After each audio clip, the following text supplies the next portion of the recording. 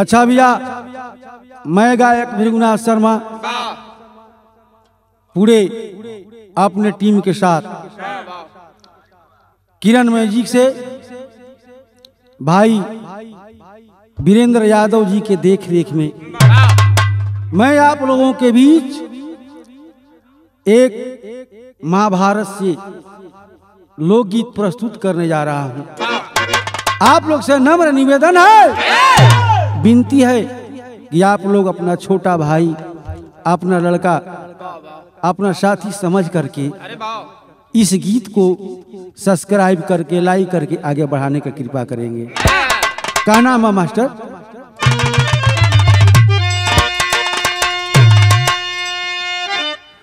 कर लिया परण जब करण के अंदर, बदली नजारा न कोई बचाई।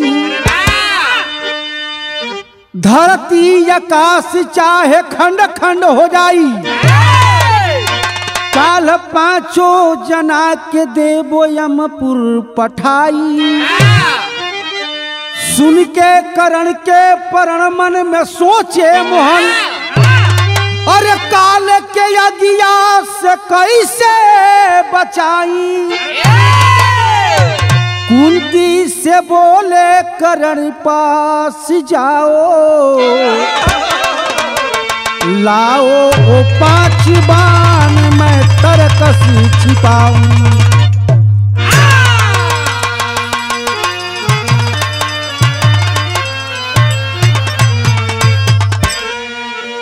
ए बाबू, ये उस समय की बात है, कुरुक्षेत्र के मैदान में एक तरफ से पांडव के दल और एक तरफ से कौरवों का दल, दोनों तरफ से जो है घमासान जूझ चल रहा था बाबू। रोज जो है कौरव और पांडव के दोनों लोगों की तरफ से सेना जो है ध्वस्त होते जा रहे हैं। उस समय जो है लड़ाई को लंबा होते हुए देख करके एकदम जो है करण एक दिन आक्रोश में होकर के प्रतिज्ञा कर लिया कि कल की रण क्षेत्र में 5 पांडवों को कोई नहीं बचा पाएगा।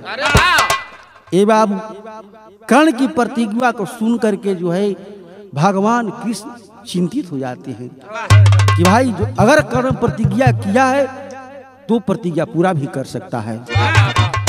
ए बाबू, रण क्षेत्र की समय समाप्त होने के बाद भगवान कृष्ण आते हैं, अपने सिर में जा करके जाते हैं, फिर जो है कुंती के पास और जा करके हाथ जोड़ करके कहते हैं कि बहन एक बात सुनो, आज की रण क्षेत्र में कर्ण प्रतिज्ञा कर लिया है कि कल के रण क्षेत्र में 5 पांडवों को कोई नहीं बचा पाएगा। तो इसका निदान भी सत्य है, ये भी सत्य है कि अगर कर्ण चाह जाए तो कल कोई नहीं बचा सकता। तुम एक काम करो, तुमसे निवेदन है कि तुम जो है जा करके कर्ण के पास चाहे भिक्षा में हो सके, दान में हो सके, जैसे भी हो उसके पास 5 बाण जो है इंद्र का दिया हुआ 5 बाण अस्त्र पड़ा हुआ है, वो अस्त्र मांग करके ला दो, तो मैं वचन देता हूं कि कल तुम्हारे 5 पुत्र बरकरार रहेंगे। अन्यथा अगर ये काम नहीं होता है तो कल 5 पांडवों को कोई नहीं बचा पाएगा। ए बाबू, माता कुंती जो है अपनी पुत्र मोह में हो करके जो है चल देती है कर्ण के दरवाजे के पास और जा करके हाथ जोड़ के दरवाजा पर खड़ा बली, आंख से हरा हरा आंसू चलता हो, रो तली कहा तली का कहली मास्टर के भोजपुरी तर्ज बा।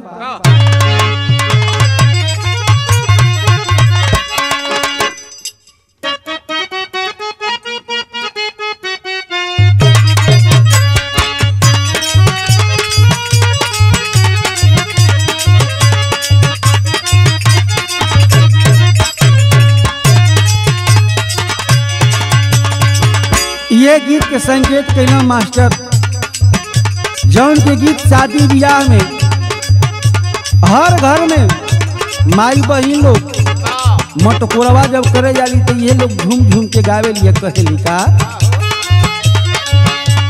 माटी खाने गई रामा वही माटी खाना हलरत आवे।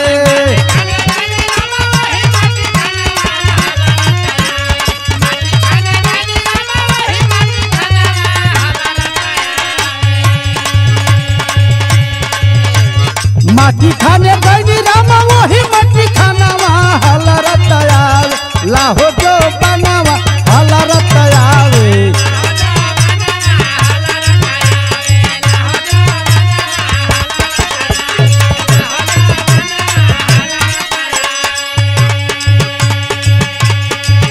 ए बाबू ई तो गीत के लाइन रहल, लेकिन माई कुंती जो है कर्ण के दरवाजे पर, शिव के सामने दरवाजे पर खड़ी है, हाथ जोड़ के खड़ा बलिए बाबू, आँख से आंसू बहत रोए कहीं का हाथ जोड़ी खड़ा भैली करल के भवनवा झर झर बरसे।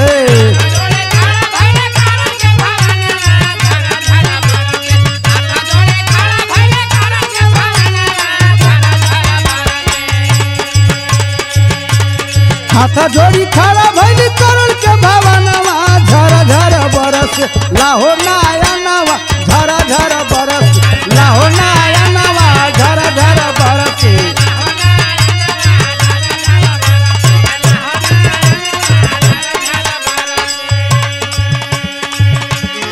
ए बाबू दरवाजे पर खड़ा होकर के आंख में आंसू लेकर के रो रही है, आवाज दे रही है बेटा बेटा। ए बाबू आवाज दे तली हो, आवाज को सुन करके कर्ण जो है अपने शिविर से बाहर निकला दरवाजे पर।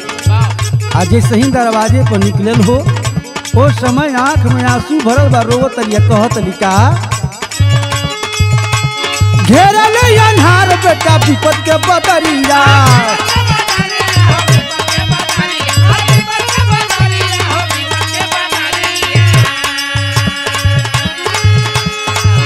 दुखियारी माई तोहरो दुआरिया,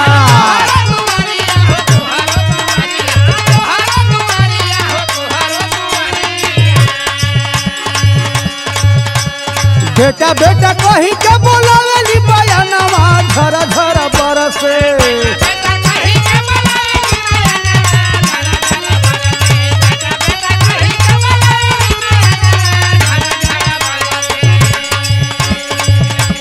बेटा बेटा कही के बोलावेली बयानवा झर झर बरस लाहो नायनवा झर झर बरस।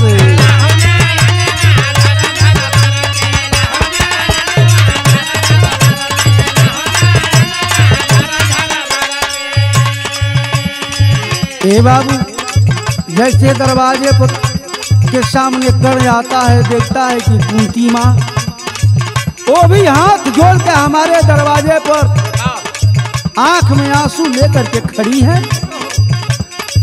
हाथ जोड़ करके कर्ण शरण में गिर जाता है, कहता है कि माँ आप तो राजमाता है, अगर हमसे काम था तो माँ जो है एक संदेश बाहर को भेज करके मुझे संदेश दे दी होती, मैं नंगे पांव आपके दरवाजे तक चला आता। माँ आखिर कौन ऐसा संकट आ गया, क्या बात है, किस आधी रात में माता कुंती वो भी जो है हस्तिनापुर की राजमाता यहाँ जो है मेरे दरवाजे पर एक कर्ण के दरवाजे पर खड़ी है, बात क्या है। ए बाबू जब इतनी बात कर्ण पूछलन हो चट्टे दे कुंती माई दूसर की बात बतावे का मैं भैया काल के समरिया में आई है तूफानावा,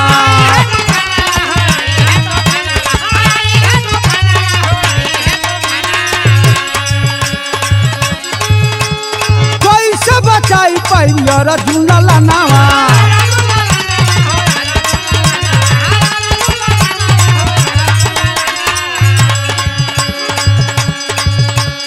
हमारा के दे दे बेटा हो पाछो बनावा झर झर बरसे।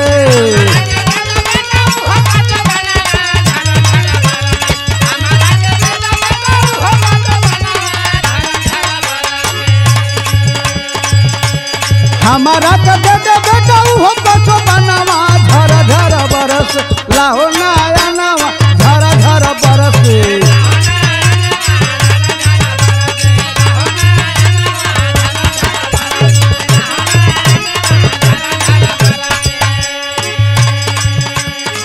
ए बाबू, जब कर्ण ने माँ से कुंती से सारा बात पूछने लगा बाबू, उस समय जो है कुंती माँ हाथ जोड़ के आंख में आंसू लेके कहे कि बेटा, हम सुनले हैं बेटा कि तू प्रतिज्ञा की लेवल कि काल के रण क्षेत्र में पांचों पांडवों में से एको भाई जीवित ना बचे।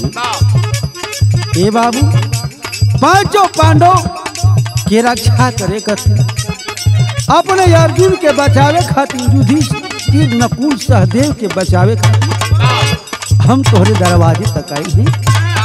बेटा, हम सुनले बानी कि तू जितने बड़ा वीर हो उतने बड़ा तू दानी भी हो। तुम एक काम करो बेटा, कि जो तुम्हारे पास 5 बाण रखे हो, जो कि इंद्र का अचूक बाण है, वो 5 बाण मुझे दान में दे दो बेटा। ये बाबू, कर्ण कहता है कि माँ, ये तूने क्या किया? अगर तुझे मांगना है तो तू मेरा गर्दन मांग ले माँ, तू मेरा कलेजा मांग ले। एक कर्ण जो है फल भर देवी न करके अपनी कलेजा निकाल करके तुम्हारे सर में दे देगा। लेकिन माँ, मैं दुर्योधन का नमक खाया हूँ और नमक की शरीयत बचाने के लिए मैं उस बाण को रखा हूँ माँ, उस बाण को मत मांगो। ए बाबू, और जाओ, जा करके जो है कृष्ण से बोल दो कि कल की रण क्षेत्र में पांचों पांडवों को कोई नहीं बचा सकता। ए बाबू, जब इतना बात कर्ण कहना हो, हाथ जोड़ के रो के कहली कुंती की, बेटा, जेकरा के तू मारे खातिर इतना उतावला वाला, वो कोई तोहार गैर ना है, वो तोहारे अपन भाई है। कुंती बतावे का मास्टर?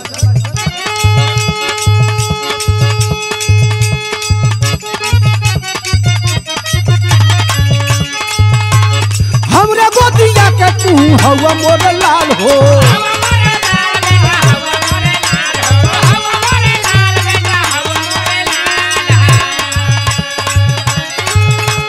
पीठी के बीरा नामा के बनब तू काल हो।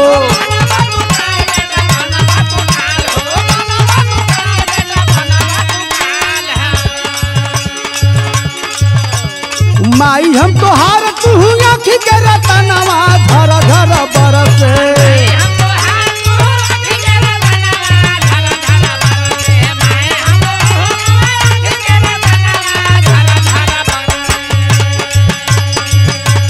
माई हम तोहार तू आँखी के रतनवा, धर धर बरसे। लाहो लाया नवा, धर धर बरसे।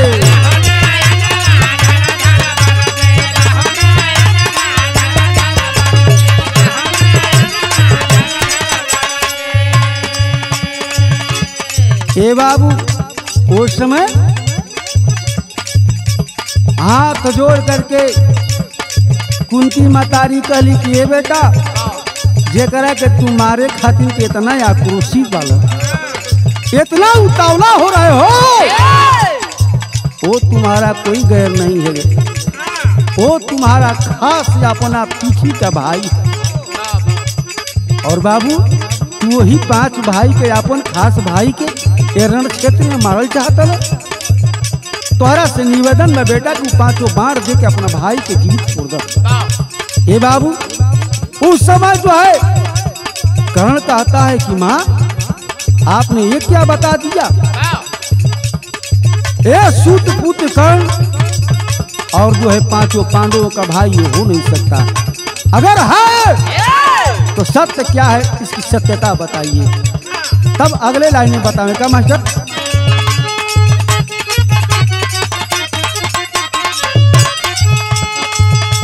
रहली कुमार बेटा भरलिया चरिया,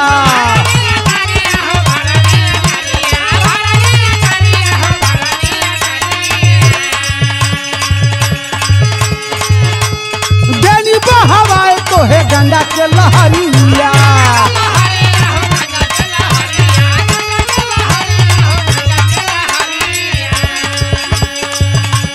बेटा के सोकावा में तोरो पे परानवा, धर धर बरसे।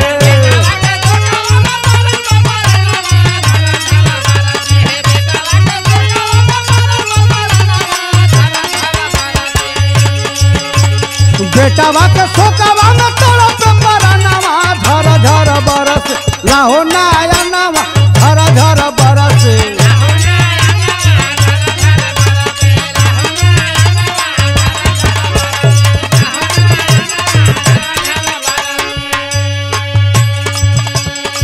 ए बाबू आंख में आंसू लेकर के माँ कुंती जो रहे करण से करी बेटा, अगर तू इसका रहस्य जानना चाहता है तो सुनो। जब मैं कुंवारी थी तो मुझे जो है पूजा पाठ करने में बहुत ज्यादा मन लगता था, और मैं पूजा पर बैठी थी, उसी समय एकाएक दुर्वासा महर्षि का मेरे दरवाजे पर आगमन हुआ। आकर के दरवाजे पर आवाज दिया, मैं पूजा पर से छोड़ करके दौड़ करके आकर के महर्षि दुर्वासा की सेवा की, और सेवा से प्रसन्न होकर के हमारे पूजा पाठ भाव भक्ति को देख करके उन्होंने खुश होकर के मुझे एक वरदान दिया। जाओ कुंती, मैं तुझे वरदान देता हूँ कि तू जो है जा करके एकांत में किसी को भी अगर आवाहन कर देती है, अगर किसी देवी देवता को भी आवाहन कर देगी तो तुम्हारे सामने आकर के प्रत्यक्ष खड़े हो जाएंगे। इसका नतीजा निकला कि दुर्वासा महर्षि हमको जो है वरदान दे करके चले गए। हम सोचे लगे कि कहीं सब झूठे के तो ना बोल के गई है, तो हम कहनी का जैसे ही गईलन तो जाके बाहरवा अपने कुटिया से सूरज भगवान को जो है आवाहन कर दी। और जैसे ही सूरज भगवान के आवाहन कैली हो, उस समय भगवान सूरज से जो है हमको जो है प्रेम हो गया, और उसका नतीजा निकला कि तू जो है कुंवारे अवस्था में मेरे घर में पड़ गया, और कुंवारे अवस्था में तुम्हारा जन्म हुआ, जिसमें समाज के डर से लोक लाज प्रतीक्षा बचाने के चलते मैं तुम्हें गंगा में जो है बहवा दी। इसी का नतीजा है बेटा, आज जो है एक भाई का दुश्मन बना हुआ है। ये बाबू जैसे ही इतना बात कुंती कहली हो, करण एकदम आक्रोशित हो जाता है। एक थे बात कहले बका, धिकार है ऐसे माता को, और धिकार है ऐसे माता को जो माता से बनी विमाता है। शर्म न आती बेटा कहते कैसी हो भाग विधाता है। अरे ये अपमान हुआ रंगशाला में, अपमान हुआ रंगशाला में, तू क्यों न वहां पर बोली? बेटा बेटा कहती हो, क्यों न वहां पर भेद खोली? ये बाबू एकाएक आक्रोशित होकर के कहने लगा कि माँ, जिस समय पूरे कौरव पांडवों के सभा में मुझे लोग सुत पुत्र कह करके जो है आवाज दिया करते थे, या अभी भी सुत पुत्र लोग कहते हैं, जिस समय जो है पूरे सभा में मुझे अपमानित किया जाता था, उस समय आखिर क्यों नहीं बोली? अगर उस समय बोली होती, या जो करण जो है दुर्योधन के पक्ष में नहीं, पांचों पांडव भाई के बीच में बैठता, और आज ये नतीजा नहीं आता। लेकिन माँ, अगर तू जो है मेरे पास भिक्षा मांगने के लिए आ ही गई है, तो लो मैं ये 5 बार तुम्हें देता हूँ, लेकिन जा करके भगवान कृष्ण से कह देना कि कल की रण क्षेत्र में प्रलय होकर रहेगा।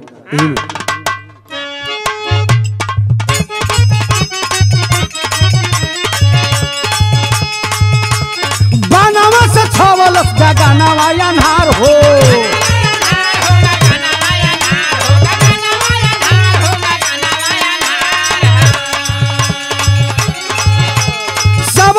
सबस करो कहते मुरार हो,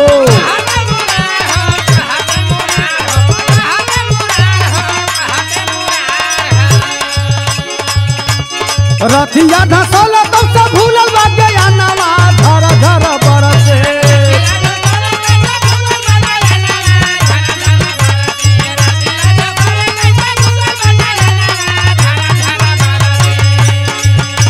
रथिया धसल तब से भूलल बा गया नवा, झर झर बरस। लाहो नया नवा झर झर बरस।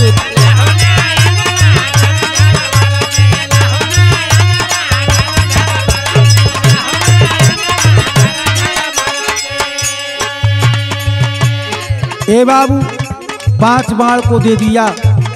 माँ कुंती से कह दिया कि जाइए कह दीजिएगा कि कल के रण क्षेत्र में प्रलय होके रहेगा। और जैसे ही सूर्योदय भइले बाबू, एक तरफ से कौरवों की सेना, एक तरफ से पांडवों की सेना, उसमें जो है कर्ण जो है प्रधान सचिव बन करके एक जो है बाण का जो है प्रदर्शन करना शुरू किया। पूरे कुरुक्षेत्र के मैदान में अंधेरा ही अंधेरा छा गया बाबू। उस समय कर्ण की वीरताई को देख करके भगवान कृष्ण ताली बजा रहे थे बाबू, आवाज दे रहे थे साबस कर्ण साबस। ए बाबू उस समय अर्जुन को थोड़ा सा तो कष्ट पहुंचा, लेकिन एकाएक रण क्षेत्र में रथ को दौड़ाते दौड़ाते हुआ क्या कि कर्ण का रथ का एक पहिया धंस जाता है। और जैसे ही पहिया धंसल है बाबू, उस समय कर्ण के सारा जो अस्त्र विद्या भूल जाता है। एकाएक अर्जुन को मौका मिला। उस समय हुआ क्या मास्टर,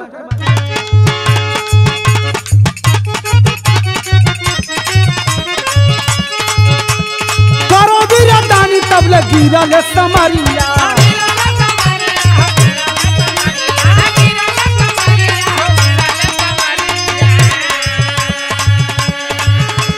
यार मुरार तब ल पहुंचे वही घरिया।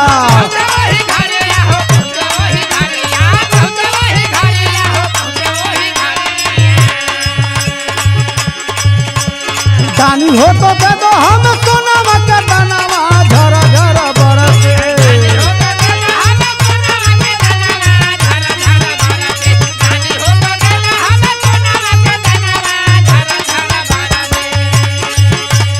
दानी हो तो दे दो हम सोनावा का दानावा झरा झरा बरसे। लाओ नया नावा झरा झरा बरसे।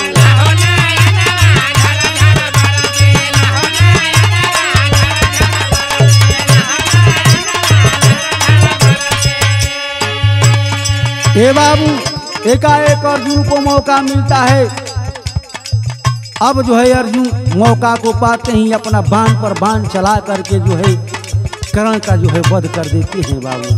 और जब कर्ण धरती पर लेट जाता है बाबू, अभी शरीर में प्राण चल रहा है बाबू, पूरे बाण से शरीर छेदा करके बाण पर सो गया। उस समय जो है भगवान कृष्ण और अर्जुन जाते हैं कर्ण के पास और जा करके भगवान कृष्ण कहते हैं कि अरे कर्ण, तू जो है जितना वीर है उससे कहीं बड़ा दानी है। अगर वास्तव में इस समय मरते समय जो है मैं तुमसे एक दान मांग रहा हूँ, अगर वास्तव में तू दानी है तो मुझे एक सोना का दान दे दो। ये बाबू हाथ जोड़ के कर्ण कहे सरकार, अब ये समय हमारे पास तब कुछ नहीं है कि तोके दान करी, कौनो ऐसा चीज नहीं है सोना की तो तोरा के हम दान करी। भगवान कृष्ण कहलन कि है तुम्हारे पास, तुम्हारे दांत में सोना का मढ़ाया हुआ 2 दांत है। ये बाबू जैसे बतवन चटे दे कर्ण के दिमाग में आई।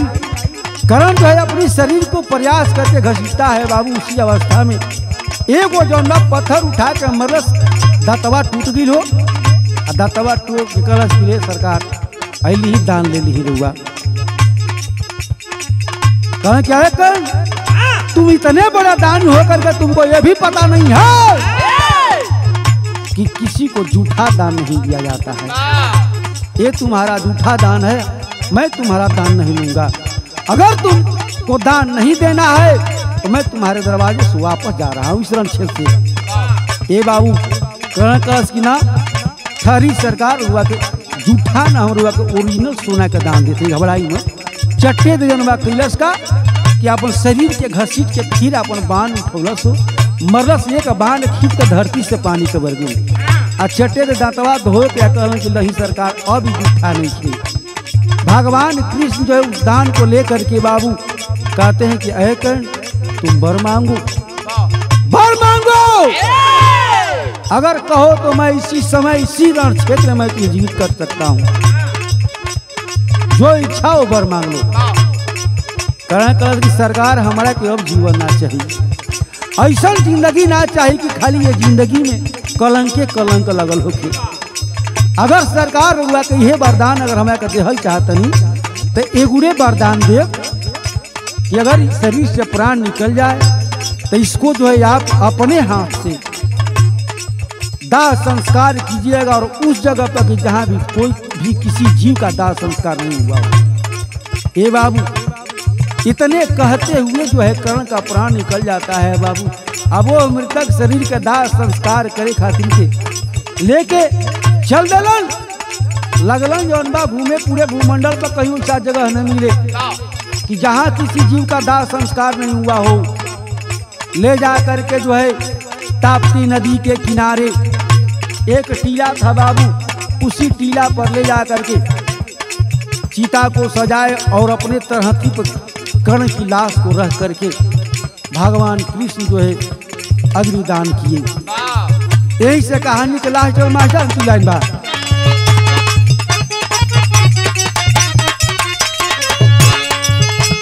राम जतना गुरु मुसाई बिहारी,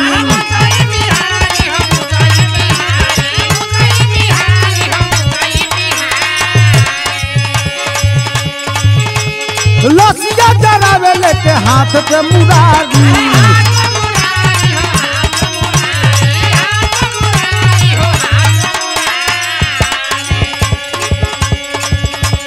राधे कभी भिरगुना थके तरनवा धर धर बरसे,